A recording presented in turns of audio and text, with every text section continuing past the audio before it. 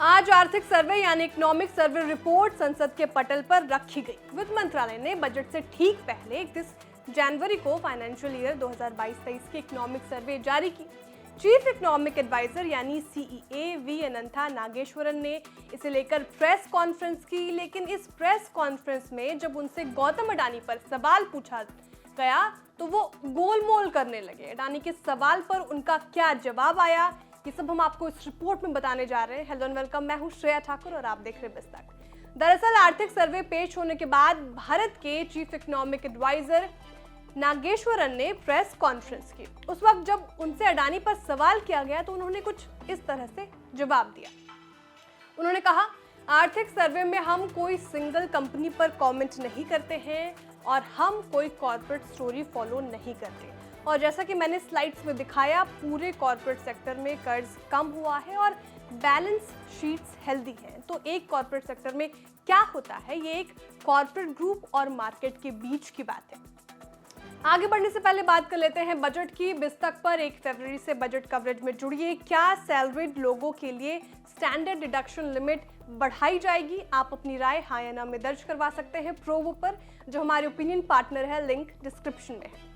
हम बात कर रहे थे गौतम अडानी की। दरअसल बजट से ठीक पहले पेश किए गए आर्थिक सर्वे में चीफ इकोनॉमिक एडवाइजर यानी सीईए ने अडानी के सवाल पर बचने की कोशिश की। उन्होंने इस पर कोई खास जवाब नहीं दिया, लेकिन आने वाले दिनों में विपक्ष ये मुद्दा उठा सकता है जिस पर सरकार को जवाब देना पड़ सकता है, क्योंकि अडानी और इकोनॉमी को लेकर इन दिनों चल रहा बड़ा विवाद यूं ही थम जाएगा ऐसा नहीं लगता। अडानी को लेकर उस वक्त विवाद शुरू हुआ जब बीते 24 जनवरी को यूएस की forensic financial research firm Hindenburg ने अपनी जो रिपोर्ट जारी की, उसमें कहा गया कि अडानी की कंपनियों में शॉर्ट पोजीशन पर है।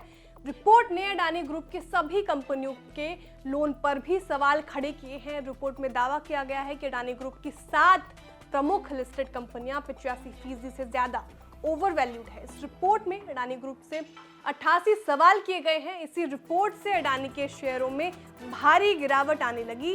भारतीय निवेशकों को तगड़ा झटका लगने लगा। हालांकि अडानी ग्रुप की ओर से इसे निराधार करार दिया गया, लेकिन इसके बाद शेयरों में आए भूचाल के चलते गौतम अडानी की संपत्ति में जोरदार गिरावट आई है और इसके चलते महज हफ्ते भर से ही कम समय में वे दुनिया के टॉप 10 बिलियनर्स की लिस्ट से बाहर हो गए हैं।